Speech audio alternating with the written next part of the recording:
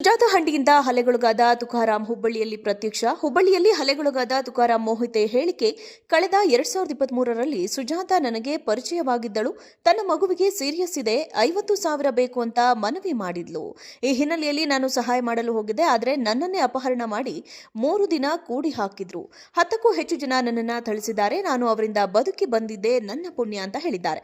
ಅಮಾನವೀಯವಾಗಿ ನನ್ನ ಮೇಲೆ ಹಲ್ಲೆ ಮಾಡಿದ ಸುಜಾತಹಳ್ಳಿಗೆ ಇಂದು ಬಿಜೆಪಿಯವರು ಬೆಂಬಲ ನೀಡ್ತಾ ಇದ್ದಾರೆ.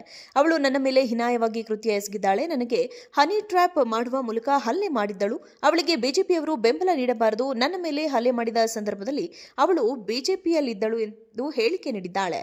ನನಗೆ ಶಾಸಕ ಮಹೇಶ್ ತೆಂಗಿನಕಾಯಿ ಶೆಟ್ಟರ್ ಸೇರಿದಂತೆ ಅನೇಕ ನಾಯಕರು ಪರಿಚಯ ಎಂದು ಬೆದರಿಕೆಯನ್ನ ಹಾಕಿದ್ಲು. ಇಂದು ಅವಳ ವಿವಸ್ತ್ರ ಮಾಡಿ ದೌರ್ಜನ್ಯ ಮಾಡಿದ್ದಾರೆ ಅಂತ ಆರೋಪ ಮಾಡಿದ್ದಾರೆ. ಆದರೆ ಅಂದು ನನ್ನ ಮೇಲೆ ಮಾಡಿರುವುದು ನನಗೆ ತುಂಬಾ ಅವಮಾನ ಆಗಿದೆ. ಅದಕ್ಕೆ ನನಗೆ ನ್ಯಾಯ ಕೊಡಿಸಬೇಕು. ಸುಜಾತಹಳ್ಳಿ ವಿರುದ್ಧ ಕಠಿಣ ಕ್ರಮ ಕೈಗೊಳ್ಳಬೇಕು. ನನಗೆ ಸೂಕ್ತ ರಕ್ಷಣೆ ನೀಡಬೇಕು ಎಂದು ತುಕಾರಾಂ ಆಗ್ರಹಿಸಿದ್ದಾರೆ. ನಮ್ಮ ಆತ್ಮೀಯ ಸ್ನೇಹಿತರಾದಂತಹ ತುಕಾರಾಂ ಮೊಹಿತೆ ಅವರು ಎಲ್ಲರೂ ಕೂಡ ಹೋರಾಡೋಣ ಅನ್ನುವಂಥ ಮಾತನ್ನು ಹೇಳಿದಾಗ ಅವರು ಇವತ್ತು ನಿಮಗೆ ಹೇಳಿಕೆಯನ್ನು ಕೊಡ್ತಾ ಇದ್ದಾರೆ. ಈಗ ಅವ್ರು ಆದಂಥ ನೋವನ್ನ ತುಕಾರಾಂ ಮೊಹಿತೆ ಅವರು ಮಾತಾಡ್ತಾರೆ.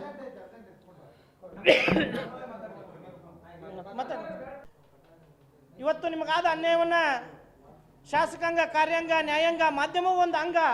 ನಿಮಗಾದ ನೋವನ್ನ ನೀವು ಮಾಧ್ಯಮದ ಮುಂದೆ ನಾನು ಮುಖ ಎತ್ತಿ ಅಡ್ಡಾಡಕ್ಕೆ ಆಗಲಾರ್ದಂಥ ಪರಿಸ್ಥಿತಿಯಲ್ಲಿ ನಾನು ಇದ್ದೇನೆ. ನಾ ಏನು ಮಾಡಲಿ ಅಂತ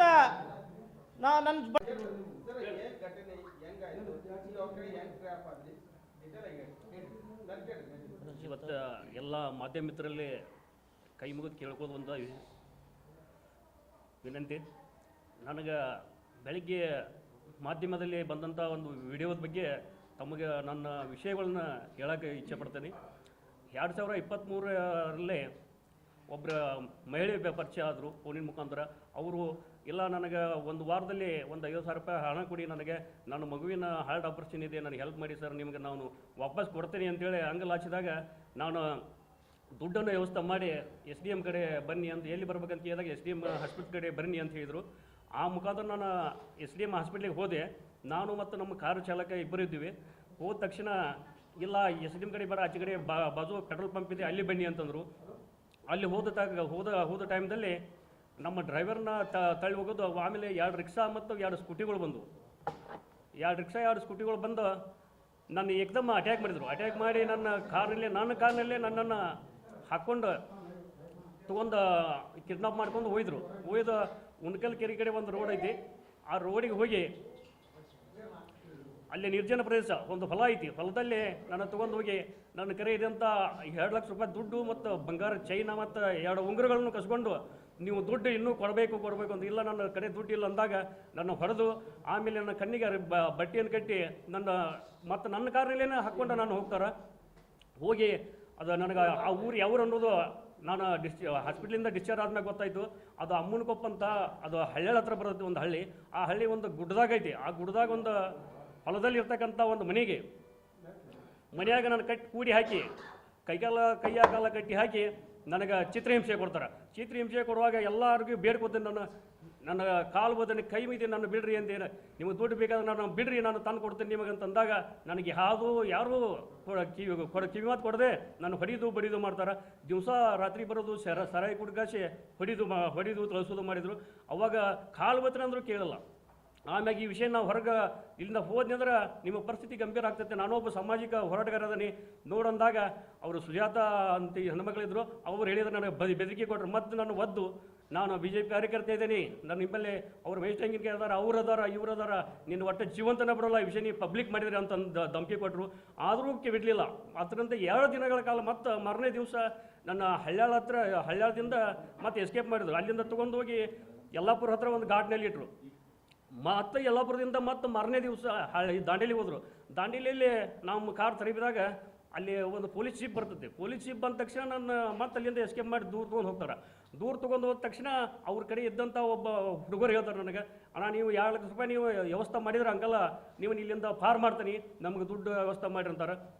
ಅದರ ಪ್ರಕಾರ ನಾನು ಒಬ್ಬರಿಗೆ ಕೈ ಮುಗಿದು ದುಡ್ಡು ಹಾಕಿಸ್ಕೊತೀನಿ. ದುಡ್ಡು ಹಾಕಿಸ್ಕೊಂಡಾಗ 2 ಲಕ್ಷ ರೂಪಾಯಿ ತೊಗೊಂಡು ಮತ್ತೆ ನನ್ನ ಯಲ್ಲಾಪುರ ಕಡೆ ಬರ್ತಾರೆ. ಯಲ್ಲಾಪುರದಿಂದ ಮತ್ತು ಬ್ಯಾಟಿ ಬರ್ತಾರೆ. ಬ್ಯಾಟಿಯಿಂದ ಮತ್ತು ಹಣ್ಣಿಗೇರಿಗೆ ಹೋಗಿ ನನ್ನ ಹೆಸರಲ್ಲಿ ಒಂದು ಸಿಮ್ ತೊಗೋತಾರೆ. ಸಿಮ್ ತೊಗೊಂಡು ನನ್ನ ಹೆಸರಲ್ಲಿ ಇದ್ದಂಥ ಸಿಮ್ಮಿಲೇನ ನಮ್ಮ ಸಂಬಂಧಿಕರಿಗೆ ಫೋನ್ ಹಚ್ಚು ದುಡ್ಡು ಹಾಕಂತೇಳು, ನಾ ಹಾಸ್ಪಿಟ್ಲಾಗ ಅದೀನಿ ಹೇಳಂತ ಹೇಳ್ತಾರೆ.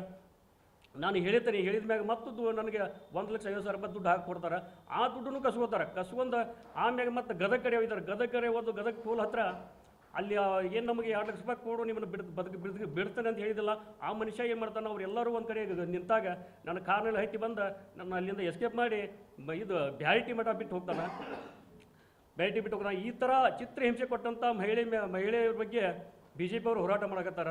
ಅವ್ರಿಗೆ ದಯಮಾಡಿ ಕೇಳ್ಬೋದು ಇಷ್ಟ, ಒಳ್ಳೆಯ ಹೆಣ್ಮಕ್ಳು ಅದಾರ, ಒಳ್ಳೆಯ ತಾಯಂದಿರದಾರ, ಅವ್ರಿಗೆ ಸಪೋರ್ಟ್ ಮಾಡಿರಿ. ಇಂಥ ಹೆಣ್ಮಕ್ಳಿಗೆ ಸಪೋರ್ಟ್ ಮಾಡಕ್ಕೆ ಹೋಗ್ಬೇಡ್ರಿ. ಇವತ್ತು BJP ಪಕ್ಷದಲ್ಲಿ ಇರ್ಬೋದು, ಈಗ ಯಾವುದೋ ಪಕ್ಷದಲ್ಲಿ ಎಲ್ಲರೂ ಗಂಡು ಮಕ್ಕಳು ಇರ್ತಾರೆ, ಹೆಣ್ಮಕ್ಳು ಇರ್ತಾರೆ. ನನಗಾದಂಥ ನೋವು ನಿಮಗೂ ಆಗಬಾರ್ದು.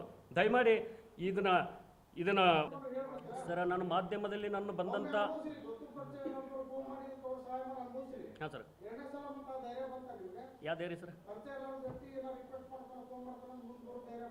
ಯಾರು ಪರಿಚಯ ಫೋನ್ ಹಚ್ಚಿಲ್ಲ ಸರ್ ನನಗೆ. ಅವ್ರ ನಂಬರು ನನ್ನ ಹತ್ರ ಇಲ್ಲ.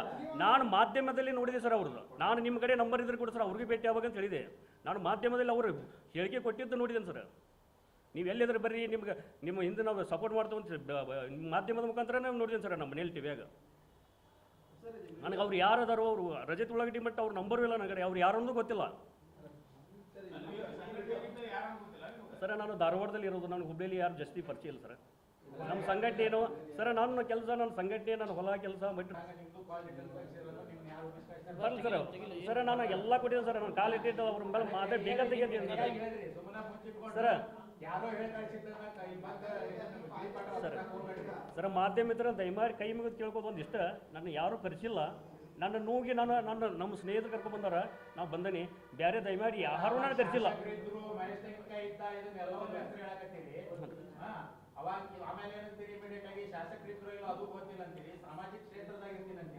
ಸರ್ ಅವ್ರು ಹೇಳಿದ ಮಾತು ಸರ್, ಅವ್ರು ಹೊಡ್ಯಾಗತ್ತಾಗ ಮಾತಾಡಿದ್ದು ಹೇಳಿದೆ ಸರ್ ನಿಮ್ಗೆ ವರ್ಡ್. ಹಾಂ ಸರ್ ಓದ್ತೀನಿ ಸರ್.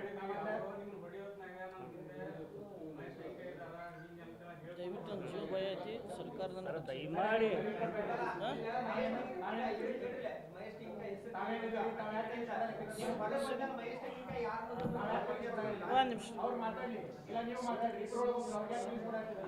ಇಲ್ಲ ಸರ್, ಈಗ ಕೇಳಿ ಸರ, ಒಂದು ನಿಮಿಷ ಕೇಳ್ರಿ ಸರ್. ಈಗ